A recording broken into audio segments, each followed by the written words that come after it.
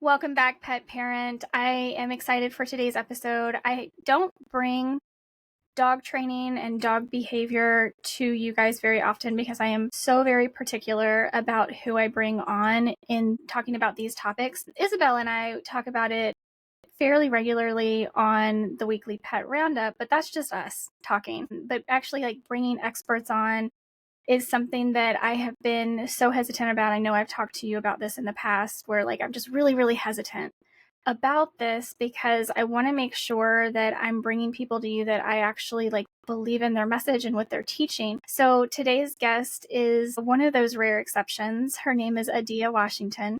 She's known as the Canines Consultant. She is actually a canine trauma behavior expert and educator. She specializes in guardian-based behavior work, and I got to talk to her a little bit like pre-recording just to kind of make sure like we were on the same page. And so I'm really excited to talk to you. First of all, welcome, Adia. Thank How are you. you? I'm very excited to be here. I appreciate the opportunity. I'm great. Yeah, well, we actually, right before recording this, because I record and it takes a while for episodes to actually launch, Hmm. but right before recording this, my friend Isabel and I did an episode of the Weekly Pet Roundup where we talked about a Texas A&M study. They actually looked at over 43,000 dogs in the Dog Aging Project just in the United States, and that 99% of them had some sort of behavioral issue. I mean, Yes, that's insane, it but is like I very feel like alarming. we can feel that, Yeah, right? yeah. Some of that I do believe, and I can't say that I am completely guilt free in this, but I try very hard to be. I think a lot of this is like so many of us are anthropomorphizing our animals at this point, and we definitely use them as like therapy animals when maybe they're not trained to be therapy. Oh, yeah. Yes. But there are also like pretty severe behavior issues out there as Yes. well. So I'd just love to start off by learning a little bit about you and like the history of what you do and how you Hmm. got into this kind of specialty area. Absolutely. I think, like most of us, we wanted to help with the obedient dog. My story is obedient dog led into a lot of helping rescues and shelters. And that's where things for me became alarming. Mishandling, overhandling, misunderstanding. It also was very worrisome to see there wasn't many people or professionals that specialized in behavior, aka behavior modification. When we looked at behavior modification or through that lens, it was more of I need to modify the behavior of your dog pulling or barking at other dogs Right. or growling, but it really wasn't centered around how did they get there, what part of the story or the story part of the story that we know or that we were a part of that led them to be in this position to where they feel unsafe, needs being unmet. And so after many many years in rescue, also running my own rescue for many years, only taking code red cases, getting that call that we're going to euthanize if you don't pick up. So that is what really made me pivot into helping guardians to truly understand what they're seeing, helping shelter professionals and rescue founders and volunteers understand what they're hearing, what they're witnessing, and not always saying the dog bit, they're aggressive. The question must be, why did the dog bite? And so I was given dubbed a title in my area. Oh, she's the bite rehabilitation specialist. Only go to her if the dog has bitten someone because I didn't write them off. Yeah. Didn't matter if the bite was to a kid, a parent, another dog. There's always a reason, Jessica. So in a nutshell, so I don't ramble, I really fell into the trauma because I wanted to, it was very interesting to me to see how they got here. And my first career was centered around human behavior. And I just kind of shifted that into dogs because our brains are very similar, and Yeah. so dogs, they're just, I've had one all my life. They're just my thing. They do so much for me, and I feel I do so much for them. And I just wanted to really step outside of the norm of what we see every day. And I'm pretty sure you can understand this. There's dog trainers on every block. Yeah. I wanted to be the one to help build a relationship or rebuild the relationship and get people to truly understand what they're witnessing and asking the why behind behavior and not the how we fix it. So Yeah.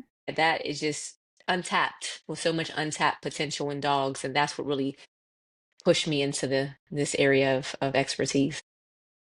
Wow. Yeah. I mean, there's so much truth to that. I talk about that all the time with health. Mhm. Like, what is the root cause? And absolutely, behavior falls into that as well. Mhm. I know. Just on a personal note, Mhm. like, I've been trying to do my own work on Yeah. myself Right. and like trying to figure out, like, I can understand where these things came from and why I'm doing them, and it is helpful to be able to see that and like make adjustments Mhm. once you actually know. And unfortunately, for a lot of dogs, rescue dogs, shelter dogs, we don't always know the why, but we can kind Mhm. of piece together sometimes Yes. what that why could be.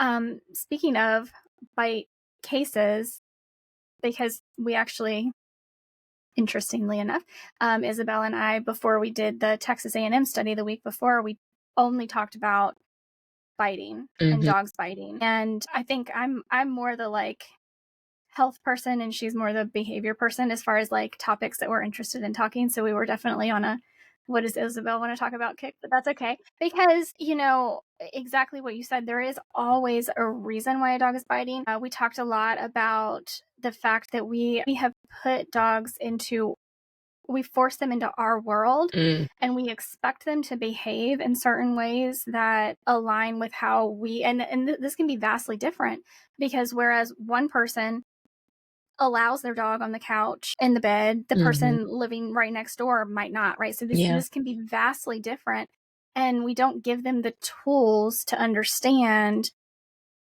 what it is that we actually want out of them. We're really quick to say no, but we don't actually model or show them the behavior we are looking for.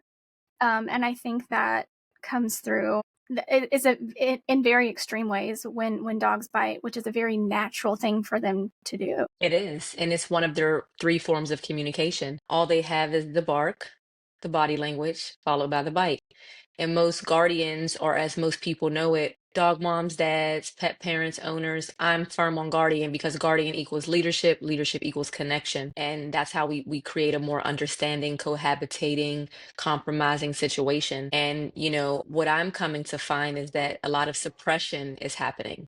And so you Mm-hmm. want to take away, don't growl, don't curl your lip, don't bark, don't show your teeth.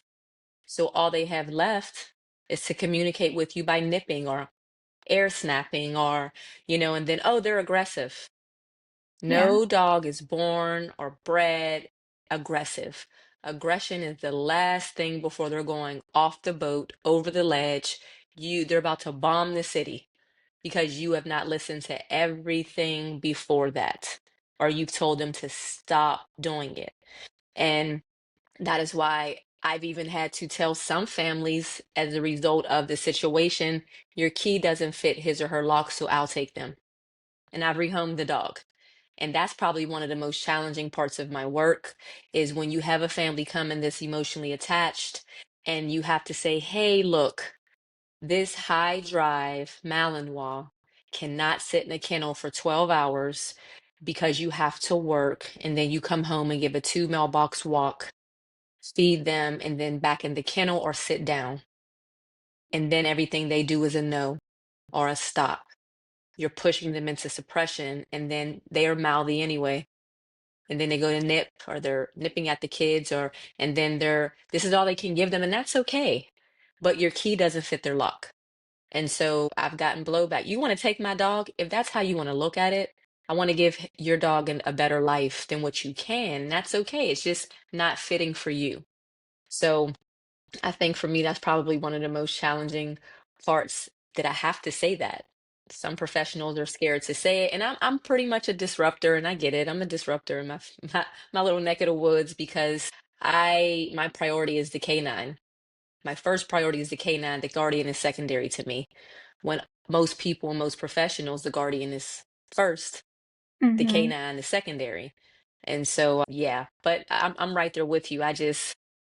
I feel that if we can kind of watch and listen more and stop asking for so much, less is more with words, we will yield a better result and just figuring out how we can rewild our dogs. How can we meet their needs? Taking them to just an open patch of grass sometime instead of walking in a neighborhood will make a world of difference in a dog with a behavior influence of something that's influencing the behavior. So, what are some of the things that you almost always hmm go into a home and adjust?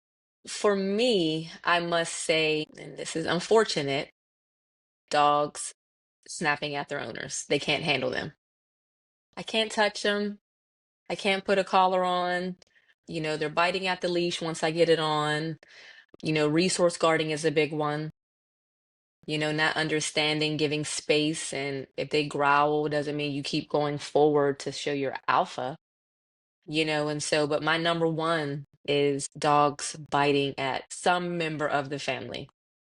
Wow. Wow. It's very sad. It is sad. It is sad. I hmm mean, and I was thinking as you were talking about it, like it it can't, it's not as serious, obviously, because a dog biting a person is uh, there can be legal ramifications for My, that, right? yes. But it reminded me a lot because I mean, with just with potty training, hmm like there's so much suppression that goes on. We're telling them no, no, no. We're never showing them what's appropriate. And so I think that it's like this common thread through everything we're doing with our hmm dogs hmm Yeah. that we're suppressing. Yeah. It's a wake up call is needed. The modern dog is different. I'm used to the times that I had my German Shepherds just outside, no fence. We walk with no leashes. Was hardly any vet visits. We just Yeah. existed. And so I feel like we are so we are positioned now as what we call dog parents or dog owners to buy in. Like we buy into everything we see. You're supposed to get Mhm. this, you're supposed to get that. When I talk to people and say, "Oh no, we don't require that vaccine here," they're like, "What? You don't require spaying and neutering either? What?" I'm like, "No, we accept titers. We prefer for you not to get the vaccines." Yeah. They feed raw, we can feed them their lunch here. Yeah. So it's we are just buying into so much fluff, everything we see. We're like, this is what I'm supposed to be doing. But I just feel I don't want to be that person, Jessica, that reflects, oh, my dog is my child. I feel I have a leadership relationship with my canines who are like family, Mhm. but I take the time to research things about them like I would mine or my children, now adults, or my grandchildren. I'm going to ask questions. I'm not going to just take it for what it's worth and what it's perceived as. And I think that's where we really are getting lost. We look at that cookie cutter model. Well, I went to YouTube and it said do this. But have you looked at the dog in front of you and listened to what he or she needs? And I would say that's another thing that I see is, well, I tried this and did this and read that. Mhm. I'm like, well, it doesn't flow with every dog. You have to really understand what you have. And it doesn't also go to the one that crossed the rainbow bridge. You can't train him like you train, your other dog. And so I feel that a lot of unfortunately what we're seeing as a business, as my entire business model, not just the trauma part, is a lot of conflicted guardians. They're unknowingly and unwillingly inflicting trauma on their dogs. And Yeah. so we're trying to do our best to educate, even going to the extent of changing my entire business model that I've built in this area for almost 14 years to saying no more, enough is enough. We don't train dogs anymore. Wow. It Wow. lost us 60% of our clients. We're filling it, but we will rebuild. But we are looking for the emotionally intelligent guardian. We're looking for the people that want to understand how to meet the needs in a world centered around crisis and dogs. Because it's a crisis. It is. Wow. Yeah. Yeah. So, you've mentioned a couple of times, and I know my listeners understand that I am very much a proponent for positive reinforcement Yes. training. There are definitely people that I know and respect in my world, in like Mm-hmm. the healthy pet world, who I feel like have kind of, I'm going to use my quote fingers, kind of fallen for this whole like balanced training thing that's come up in the past number of years. Mm-hmm. I think for a lot of us, it's easy to look at fear and pain-based training and know that that's wrong. Though I Mhm. definitely have had people, clients even, who, they didn't know what they were getting into. Mhm. And then they go and they've Mhm. already paid and they're uncomfortable, but they're like, well, this is the professional. They know what they're doing. And then they wind up really harming their dogs with prong collars and choke collars and Mhm. electric collars and Mhm. alpha rolls and like they really harm their dog, and they come away with it like physically in pain Yes. from the emotional pain that they Yeah. just caused their animal, but they're like, this is what I paid for, so this is what I thought I was supposed to do. Yeah. So like, how, being an educator as well, like Yeah. how are you out here trying to show people that this is including balance training Mhm. and I think this is harder for us to try to combat because they have a pretty good message, like the word balance, right? Yeah. People are like, oh, well, Yeah. it's the best of all worlds. Yes. Yes. I have found balance training to be, it is what it is, a cop out. Yeah. I feel Yeah. it's a cop out. I feel that it was the professionals who want the quick fix, who are not truly equipped or experienced, or come to find that they have shortcomings and what they thought they could do, they can't. And so they're moving over to something with force, pain, or fear. I tried the Yeah. clicker, I tried the food, it didn't work. Now we use the e-collar, or now we use the prong collar. And so for me, over the last 5 years, if we want to speak, just say statistically from my business, 40% of our business or more is retrains, as we call it. And those are families that come from the board and train experience or the aversive method experience, including balance training. And as you stated, it really hurts my heart when someone can say, I didn't know, Yeah. and that's where you and I are just more, again, emotionally intelligent. We're looking at our dog and saying something is not right.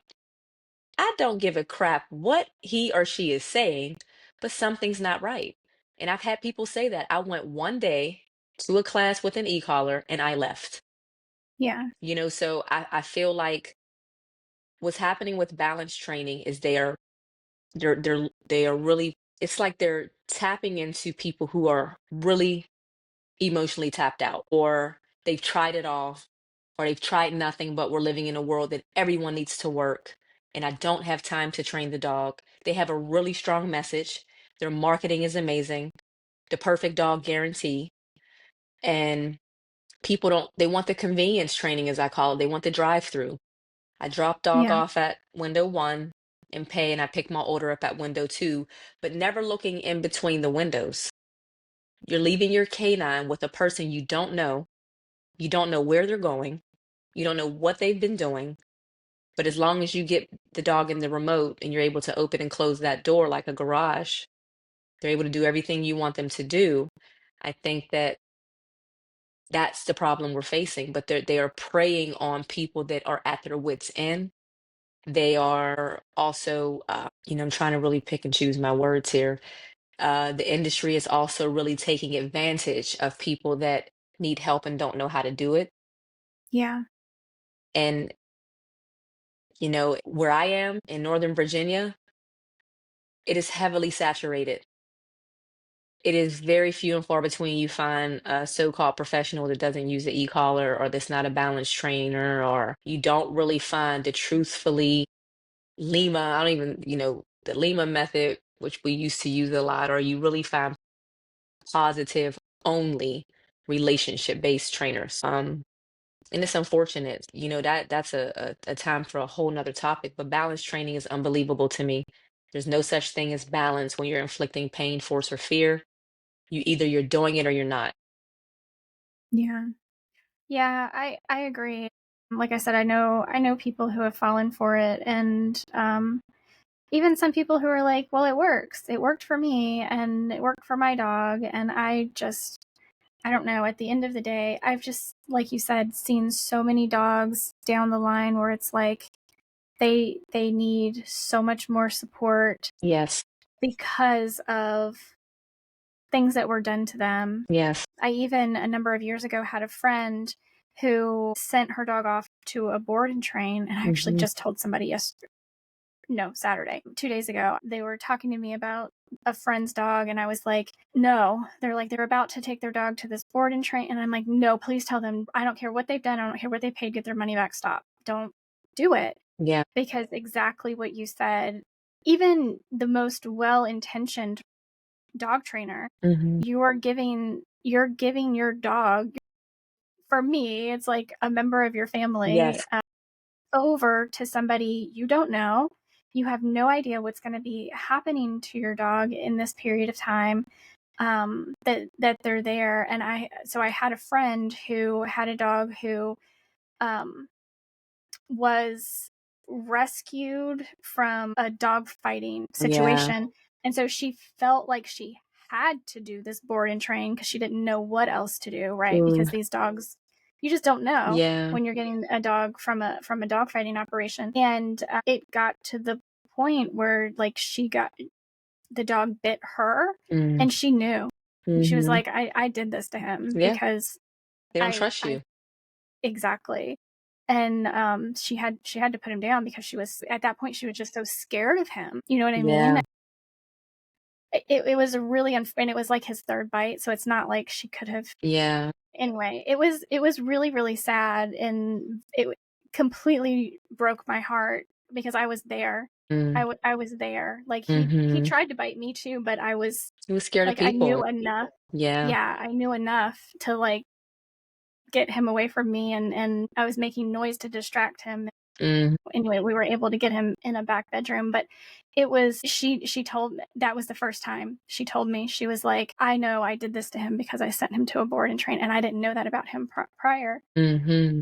to this incident. And I'm like, granted, that may not be everybody's experience, Hmm. but I feel like anybody that has sent their dog away to a board and train, the at the very minimum, you're going to feel like at some point, what was the point? Why did I waste my money? Because this dog Mm. isn't trained, because Hmm. you, as the person in charge, their guardian, Hmm. didn't learn those techniques to Exactly. use with your It dog. just makes no sense. It just makes no sense. And I feel like I didn't answer your question entirely before when you said, what am I doing on my end to educate more? We do our yearly event, sometimes twice a year, where we offer complimentary training if they give us, if they turn in their prongs, they turn in their shock collars. I mean, as you just mentioned, I know people that'll say, I'm sending my dog here, or clients will say, my friend is sending their dogs here.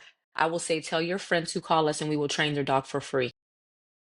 Wow. And you know the thing, they still don't call because they're looking for the convenience. I'll say, hey, Jessica, well, you're about to spend 4 grand for 2 weeks. 4 grand with us is 5 months of training. You're learning and growing through stages of life with your dog, and you're Yeah. allowing that rescue some time to get to know you and you to know him. Wouldn't you prefer that? We're training a real life scenario, neutrality in public spaces, confidence building, connection, your home, outside, our facility, meeting other dogs, the right dogs. Some people will still choose a board and train. And that is Wow. sad. But we Yeah. do our best to hold workshops. I have something called Canine Conversations that I host as of now quarterly, but I would like to do it more frequently when I have more time, to where guardians just come in. And we called it like AA or NA for pet parents. We're all sitting in this big circle, you know what I mean? And it's no judgment. We ask all the questions, the things that they're unsure, they may feel it's silly to ask. We have those ones that may have tried everything, and there's no intention behind saying, hey, work with us. That's not the Yeah. goal. We just want you to know you have a supportive group that we hear you, we see you. We're pretty much holding space for people that feel like they don't know what else to do before they get to that point. Like, I want to euthanize. The euthanasia stories, I have too many to tell. Some dogs were put down because they were just too busy, just Ugh. too hyperactive. Yeah. And that's what Wow. deterred my vet career, because I was not going to just put down healthy dogs to earn a euthanasia card. Yeah. I Yeah. just, and that's why I said, okay, I'll do behavior. You guys can Mhm. have that.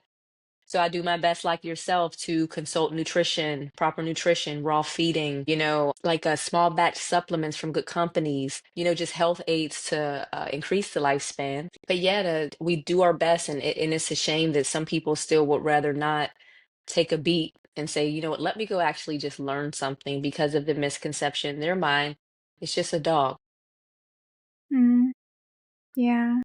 And that it breaks my heart. And that's what led me from so much hands on now stepping into a new chapter of my life and doing more education, and I'm very confused. Like social media, I don't know how to do it.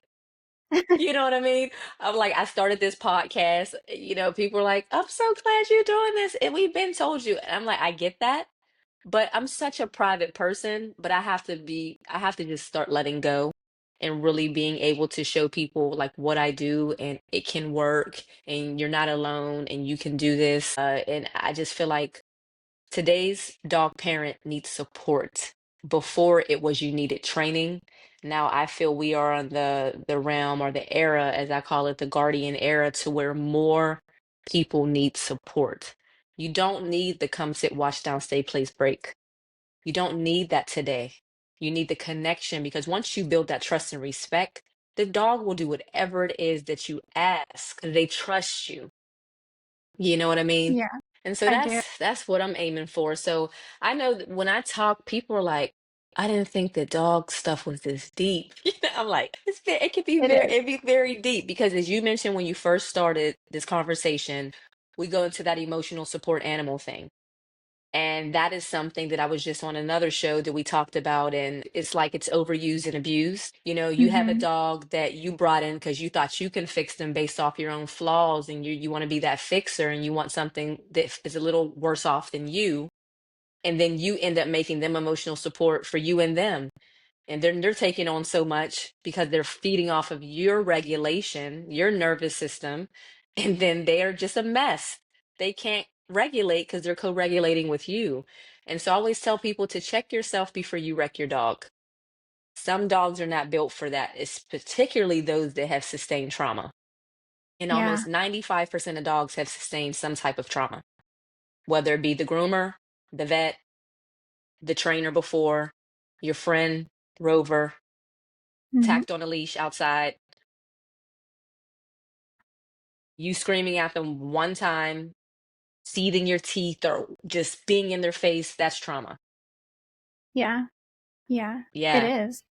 It really is. I want to talk a little bit more about the effects of nutrition on behavior, but before we get there, I'd really like to dig a little bit deeper into why fear and pain and force are so detrimental to our dogs. Yes. So, if many of you don't know, we share something with the canine called the limbic system. That's pretty much built off emotions, and some people think that they don't have them. Like dogs get post-traumatic stress disorder, just like we Sure, do. yeah. So when like you and I, if I was to go through a situation where fear, pain, or force affected me, which is very easy for a human to go through, the same rules apply for a dog. But we just have this Mhm. misconception that goes back to it's a dog. They don't feel, Yeah. they're not sad. They experience grief, they experience frustration. The only thing that's different between us and the dog is rationalization. They don't they Mhm. cannot rationalize anything. They learn fast, listen slow. They're just 0 to 60 sometimes, but with us, we can rationalize, we can pick things apart. They can't. That's the one missing piece. But that limbic system, like they take pictures with everything. So you've heard that term. You're a trainer. It takes one time. It takes one time for a dog to be hit by that man, and now they have a fear of men. That whole thing. So people hear me, listeners hear me. They have emotions. They have emotions. And so when you inflict pain, force, or fear, all you're doing is making them dig a hole for themselves away from you, away from the situation, away from the training experience, away from domestication. Because at the end of the day, Jessica, these are captive domestic animals. Mhm. We force them into our lifestyle. So I need people to understand that there needs to be a healthy compromise. Like the man or woman you're with, or whomever you're with, there's some things you weren't too fond of, but you compromised.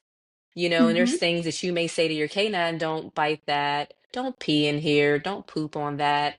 But for me, they have to say, well, mom, please make sure you meet my needs. Let me go run. Don't just throw the ball. Let me go sniff for long periods of time. Where's their part? Yeah. So when we do nothing but suppress, and suppression most times comes from pain, force, or fear, because forceful is the way you talk. Don't do that. Stop it now. That's force. Force doesn't always have to be physical. Fear is how you look. Don't. You're pushing them into a corner. That's fear.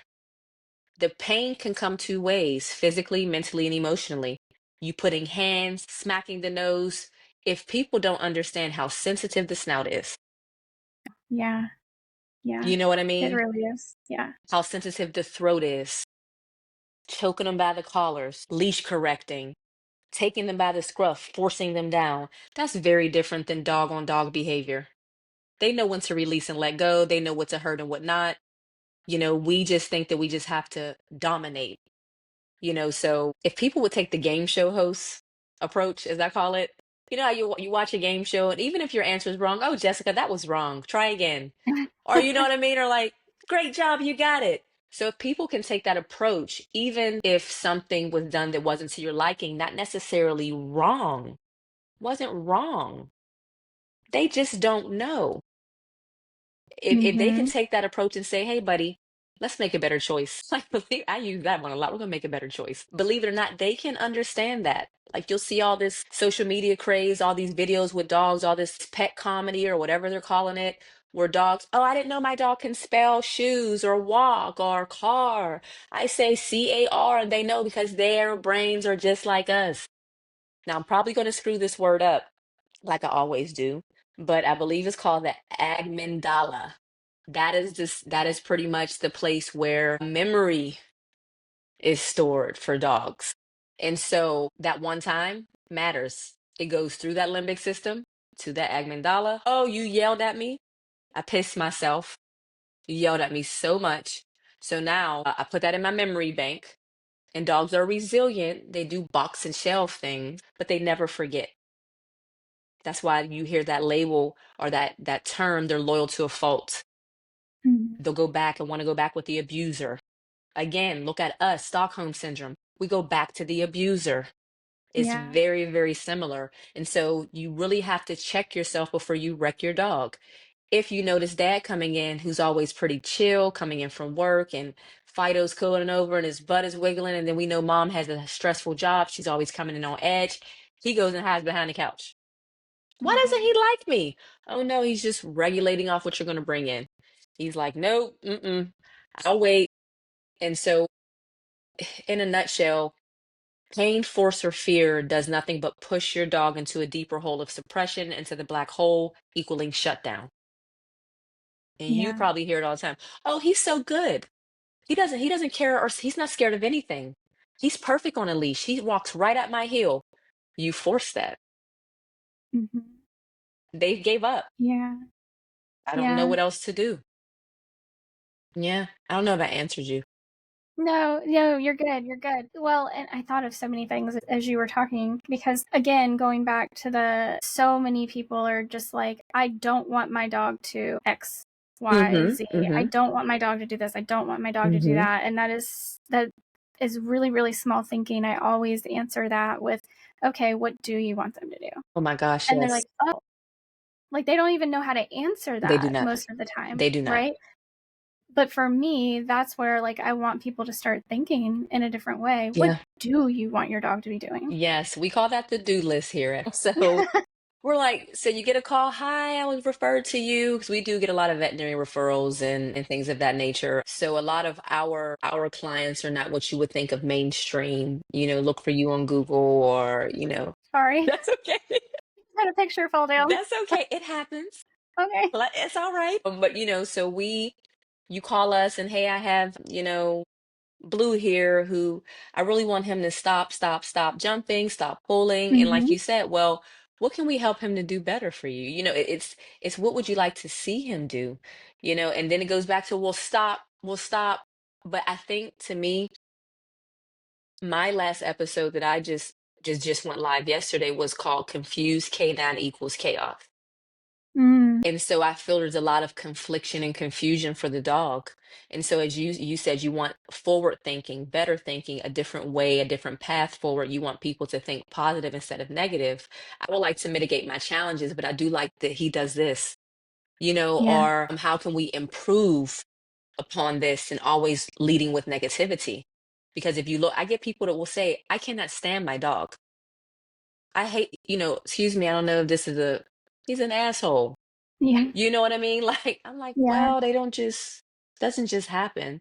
But when they were that puppy that was cute and fluffy, they can get on the couch and they can jump and do what Mhm. they want. And now they're 70 pounds and they're doing the same thing that was a learned behavior. And now they're wrong. Mhm. Yeah. Yeah. That makes me think of all the chihuahuas. Ay, ay, ay. All the chihuahuas. Tell me about Oh, chihuahuas. gosh. Okay. So, absolutely, I prefer to work with working lines. If I had a choice, I wasn't doing the trauma. So I love the German Shepherds and the Mals. I love so they just drive me. I'm an active person. There's movement in my work. We don't just sit and watch each other and, things Mhm. like that. So, but when it comes to the Chihuahuas, I have trained many. I also have coached, worked with families, many of them. I think they are just very feisty and there's a lot of enabling Yeah. with them. Yeah. I now pass them over to my other coaches. I think that the parents are the toughest part of that relationship, or the guardians. Mhm. There's excuse after excuse. They're the ones, if they've come to me with trauma and there's something that have happened to that particular said dog, was the aggressor in the situation. Um, they're just very feisty and very spicy. And I Yeah. feel that the way that they become is based off of what they're allowed to do. Mhm. Trying to really tread lightly, but I feel it's Yeah. not their fault. Mhm. But For sure. I find difficulty in working with parents of smaller breeds, specifically Chihuahuas. Yeah, it is a lot of small breeds, but it is, like, really the chihuahuas Oh are. my gosh. When I met my late husband, he had a chihuahua, and it was the only chihuahua I've ever had personally. And I got to the point where I referred to chihuahuas as mini pitties. I like that. Yeah. That's what I personally call them. Yes. Because if they were the size of a large breed dog, they would be A big disaster. problem. And they look in that mirror and they just think they're this huge lion. Yeah. They're always starting stuff, Mhm. and then they can't finish it, or they think they can. Yeah. And I do feel like they're suppressed in many ways, meaning they're so small and so manageable, they're picked up from something, they're not left to Mhm. problem solve. I do have Mhm. one right now that, I couldn't say no because it's a biter, biting Mm. everyone. And so some of my work is I will go and just sit in your house and watch. Yeah. I'll like act like I'm not here, Mhm. or I'll say, give me access to cameras, things like this for a certain period of time. And I study. I study what I'm seeing. So that's why I say I'll say I'm a lone wolf in my area in this work because Yeah. I am really trying to understand from A to Z what's going on before I can give you a how we improve this. Some of my cases are not going to ever be where they want them to be. They're going to have to manage some of these dogs for the rest of their life because it's gotten so far, they've gotten so far gone. But we gotten them to a place of safety, which is manageable and enjoyment in some areas, but it will never be that relationship you thought it would be because you've tried A, B, and C before. Sorry, doing the right thing. But the Chihuahua case, it's hoarding. She's from a hoarding case. Yeah. And has three other siblings. And she, from that situation, she thinks the world is hers. And I am floored when I see her go at these big dogs, like Wow. hanging off their face, and they'll just shake her off. You know what I Gosh. mean? But can Wow. you imagine if that was a larger dog doing that same thing? So we give the Chihuahua so Yeah. many passes, or we'll get the call the bite is happening with the Chihuahua. Well, I just pick her up and just put her on the other side of the room. Or, Mhm. well, my son will just kick her out the way. Or what? I'm just like, Oh, goodness. you have to allow them to problem solve. And the sad part is, I don't know if you've noticed, I'm a big muzzle advocate. So I Yeah. think the muzzle, every canine should have a relationship with one because if not, it will be forced upon your dog, possibly at some point, and that's trauma. Mhm. And so Yeah. you want to make it a relationship. But they don't make them for the little guys. They make them look like ducks and they try to make it look cute, and I get that, but they don't fit properly. They're not bite proof. And they are the ones that are really doing the biting. They are. Oh my gosh, they It's are. like, I know. so I can only have like one small breed every 3 months. Yeah. I can't But do a lot of it. you're so right about just observing and like observing and I would think cameras would be better because then they have the opportunity to forget that you're watching Yeah. because people have a tendency to tell the story they want you to hear Mm-hmm. versus the truth because they Mm-hmm. don't want to look bad or they don't want to perceive being looked bad Mm-hmm. as being bad. Mm-hmm. And when in reality, it's like, it's just the same thing like going to the doctor. People don't want to talk about things because they're embarrassed, but it's like, Mm-hmm. you're not going to get good advice if Yeah, you're you're not not. You're not. And completely honest. and I feel in my many years I've learned to listen more and shut my mouth because they give you all the answers that you need. Mm, Particular questions, and being in the industry as long as I have and working with now thousands of dogs, I know the answer before I ask it based off what I'm looking at sometimes. And so I try to give the benefit of the doubt because even before coming in, we have a 5-step process. If you want a referral from another professional, you have to put an application in, then you have to set a phone call, then you have to come in for an observation appointment, and we have to sit as a team to evaluate how we can help. Then you have to go through a particular connection type of training. It's a whole thing. So it's not like, hey, pick a package online, sign up, we'll see you on Monday. right. That's not what we're doing. And so we're very transparent in helping people to understand a lot of what we ask you. Once we see the dog in person, why it's so important to us, we know a lot of what we need to know. And then our behavior form is so rigorous, so where I need to Hmm. understand, is there a clean bill of health? Is there GI issues? Is your dog in pain? When's the last time you've had x-rays? People are like, well, why do I need an x-ray? I'm like, I know you don't want to go through the radiation, radiation part of things, but me, particularly having German Shepherds, they get their hips x-rayed once a year. There's just things that some breeds are predisposed to. And so with the little guys, I'm like, when's the last time you had the teeth checked? They're very, very at risk for any type of dental disease, because you can't really, because a lot of people don't clean their teeth. You got Hmm. the luxating patella, that floating knee. A lot of people don't look at that. And so I even ask people, how's your marriage? How's your relationship with your spouse? Is there a lot of fighting in the house? Are you stressed? Yeah. People look at my questionnaire sometimes like, wow, like, because all of this is Yeah. influential on the dog. I used to get I used to get a lot of push. That's where I got the most pushback, I think, because I didn't do training for very long. I got to the point where one, I was overwhelmed with it. Like Yeah. I'm too empathetic. I couldn't do it. But also I know my limitations Yes.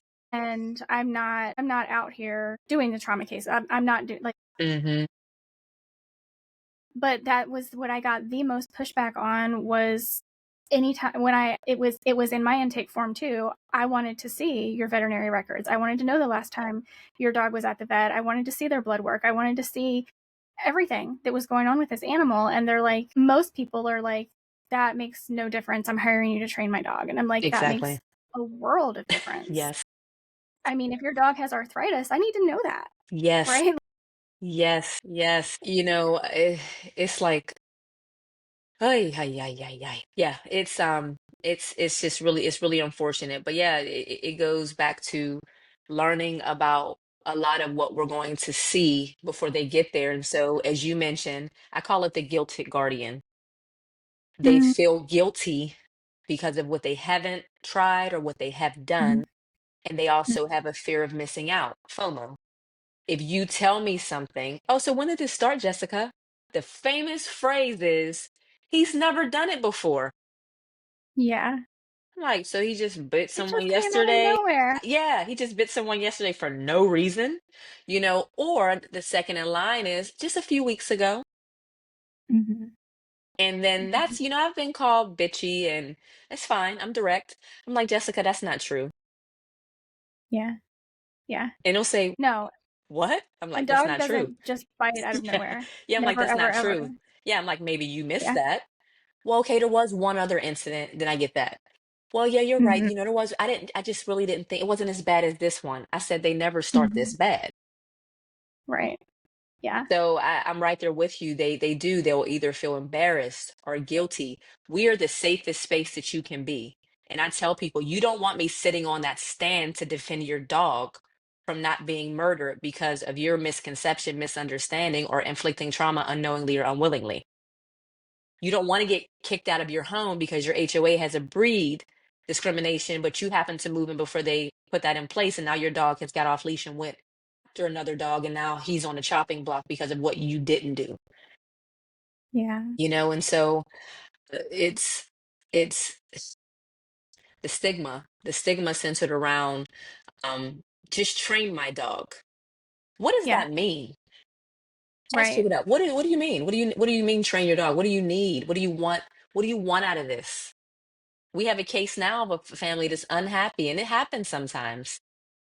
They're unhappy because you adopted this dog 3 days before you came to us. You've never had a German Shepherd before, tied to a tree, 4 months old, found, you know, skin and bones, emaciated, sat in a shelter for almost a year. Then you bring him home. You both work outside of the home. You live in a basement apartment that's a shoebox. He's super intelligent. We have you bring him to our full day program in addition to some private connection coaching that was very affordable, in my opinion. And you ask the questions, we provide the support, but you're getting close to the end and you still haven't connected because he still doesn't know who he is, and you're still finding out who he is and who you are with him, and you want to keep moving. Well, we just had other expectations like more training. And I said, well, how would you have those expectations when we had no expectations here? Yeah. We were very clear. It was Yeah. expectations of connecting and unraveling. He needed to unpack, Mhm. and you're expecting too much from him. No, he can't meet your friend's dog. Not right now. Yeah. You know what I mean? He's Yeah. still I do. unpacking. Now he's chasing light and shadow. Now we're getting to compulsion disorder, Mm. because you're not doing anything with him. Yeah. Oh, poor baby. So Oh, that it's makes me so sad.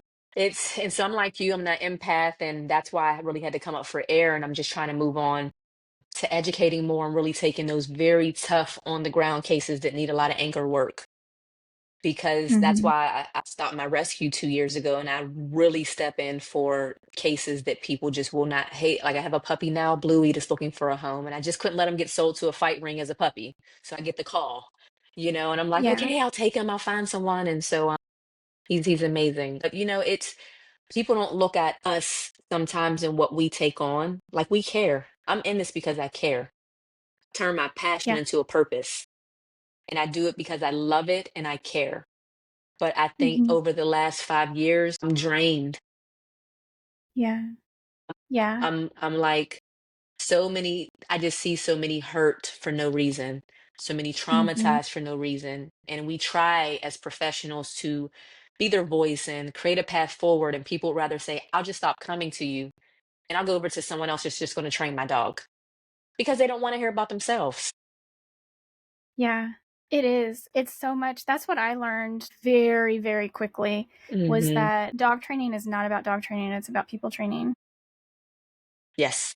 We push that every time. I'm like, no, we're here for you. He'll fall in line once you know what you're doing. Mhm. Yeah.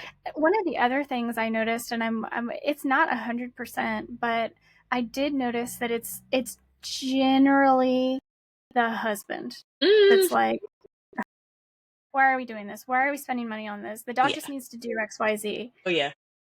Do you notice that too? Oh, yeah. Oh, I think you need to have a panel of us on here for that, because it it is definitely the husband, and I've had to tell a husband to get out before, get out, and they look Like at us you too. are, You're going to train my dog. You're a woman. I'm like, okay, wait, we're not going to do that. Um, yeah. you can either sit down and watch me work, or you can get out.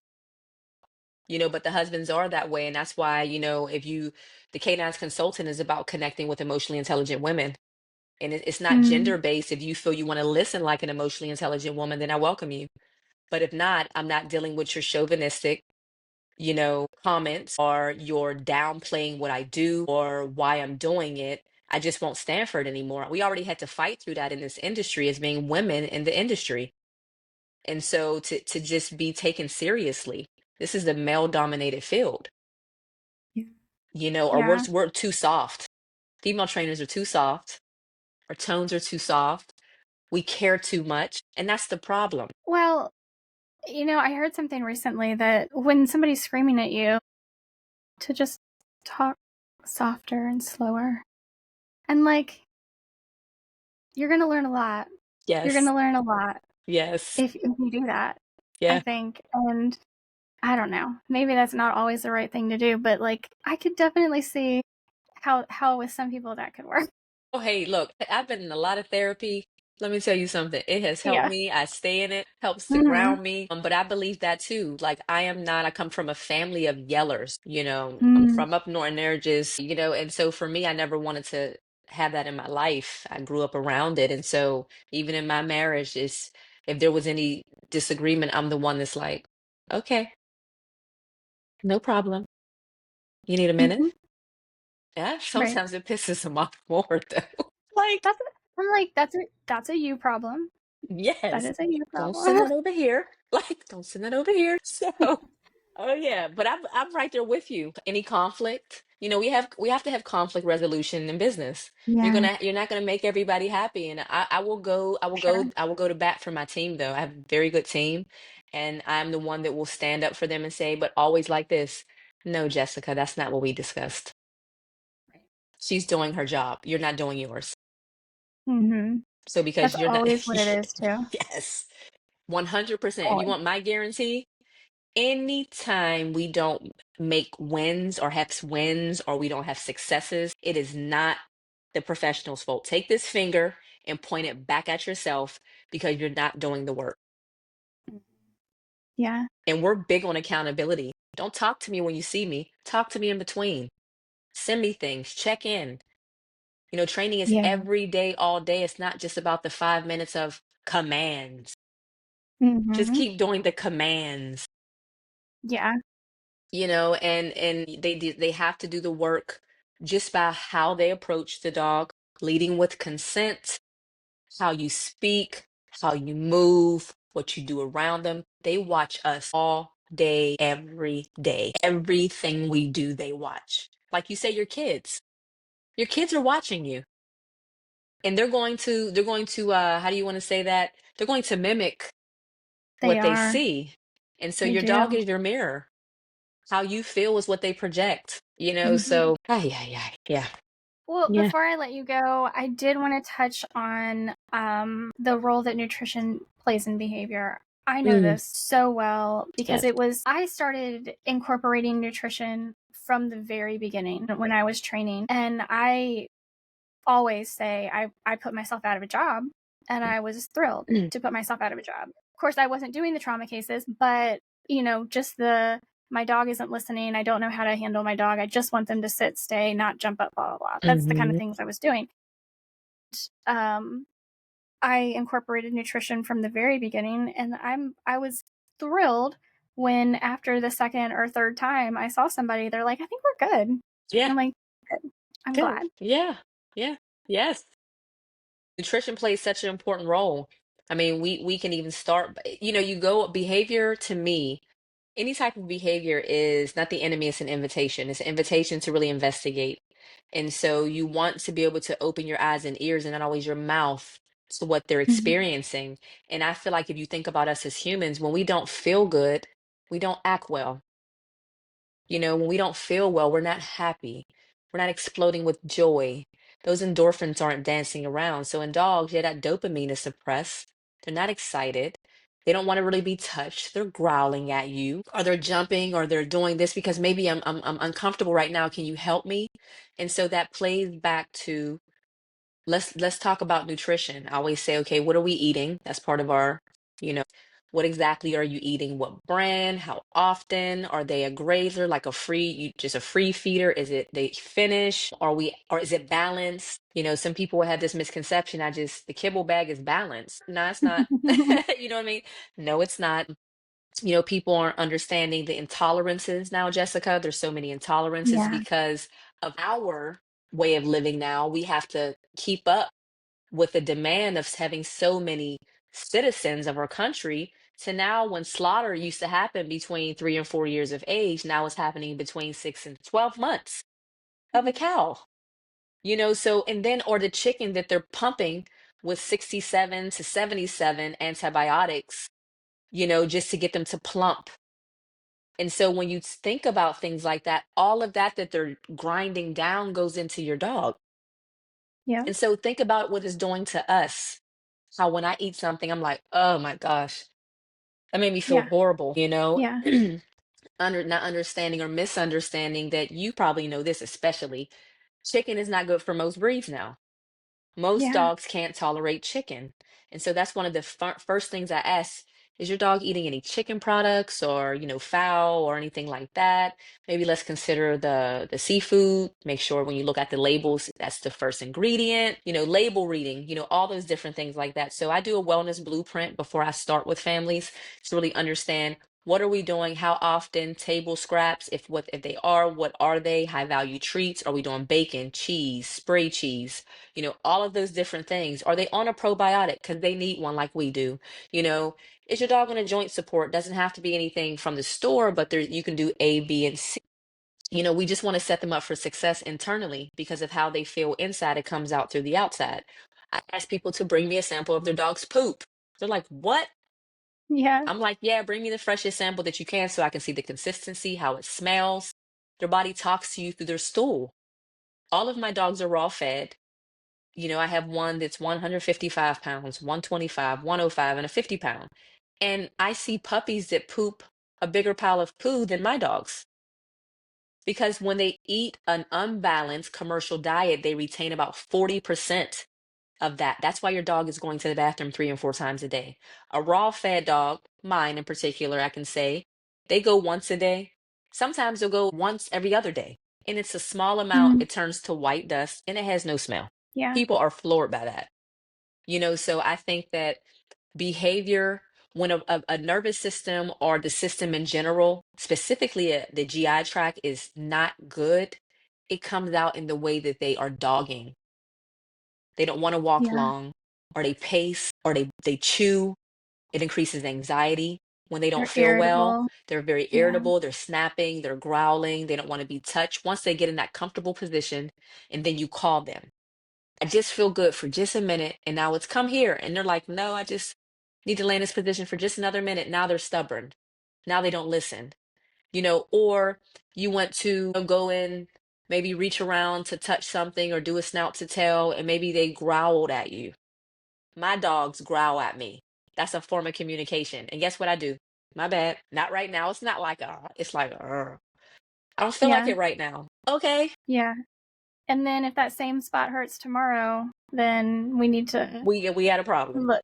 Yeah, we Yeah. have a Yeah. problem. But another thing that people should get in tune with, I know it's more exterior, but they need to be doing those snout to tails. You should know your the dog's body. You should know when a bump pops up or a lump, or you should just know. Especially right now, checking for ticks. I'm all over them all day, like, ugh, these Yeah. ticks are so bad. Yeah. So I think snout to tail needs to really be more in the front of the relationship too, for handling and consent and husbandry. But yeah, I mean, there are some. I have one right now, big old pity, so sweet. And femur was broke as a puppy, and I seen him and his gait is off. And I'm like, because I am finishing up my osteopathy degree. And so I'm like, his gait is really off. Have you noticed that? Well, we just called it a wobble. I'm like, that's not a wobble. I'm like, you really need to get in to see a specialist, not your vet. You need to get in to see an It's ortho not specialist cute. and get some x-rays. And you're wondering why he's going after other dogs on a leash or other dogs that come close because he's in pain. And in their world, if we go back to true behavior and science, any vulnerability, it puts them at risk for death or being Yep. kicked out of a pack. And so when you're Yep. vulnerable, we take you out. And so they don't want to show pain. So I'd rather bark you back, get away from me, or go after you first. And so Hmm. a lot of, and so that he just didn't feel good. So we come to find out, yeah, he needs surgery. The knee's all crushed up. And so it's things like that they don't think, oh, it's just a hop or a wobble. No, no, no. If you see your dog like that, people, Go and see about it. But stop going to your general vet too. It's okay to ask for a referral. It's okay to say, I would prefer someone that specializes in this. Yeah. You know what I mean? That's Yeah. why they're there. Absolutely. Some people, like with us, they don't want to, they're embarrassed to say or they're scared to ask. Advocate for your dog. Say, hey, I just came to you to tell you the problem. I'll give you your exam fee. I know how this goes. I need my referral. Hmm. Yeah. I'm a big advocate. Yeah. Yeah. I mean, first of all, I appreciate so much you being here and your time. I think we've had a Yes. great conversation. That's probably a good place to leave this, is with Yes. Yeah. advocating for your dog, Yeah. regardless if we're talking about choosing a trainer or a veterinarian Yes. or the food you're feeding, whatever it may be, advocate for your dog. Nobody else is going to do it but you. No, they are not. They are not that. That's all I ask. Me as a guardian myself, us as professionals, I think that's probably our biggest plight. We Yeah. want people just to advocate, ask questions, be okay saying no. I don't like that. What is that going to do? What's the outcome? Is there someone else? Is there something else? It is okay. It's okay. Yeah. Hmm. It could save your Yeah. dog in the end. Yeah. It could. It could. I mean, we'd be advocating for our children too, but that's a whole other topic. All right. Yes. I want to thank you again, Adia, for Of being course. here. Where can people find you? I know you've talked about your podcast. Where can people find that? Absolutely. So my podcast is Behavior Matters. And so you can find us on TikTok, Instagram, Facebook at Behavior Matters. We're new kids on the block, but I would love for you guys to take a listen. If you want to find any more about me, learn more about who I am, you can go to the caninesconsultant.com. I'm also on TikTok under that name as well as Facebook. Awesome. Again, thank you so much. And guys, make sure to check out the show notes for links to everything. Adia, it was just such a pleasure to have Yes. you on. I'm so excited for people to start listening to your podcast because you have such great information. So, Thank you. Thank you. yes, with that, guys, thank you so much for being here. Please give your pet some extra love from me and Adia this week, and I will talk to you next week.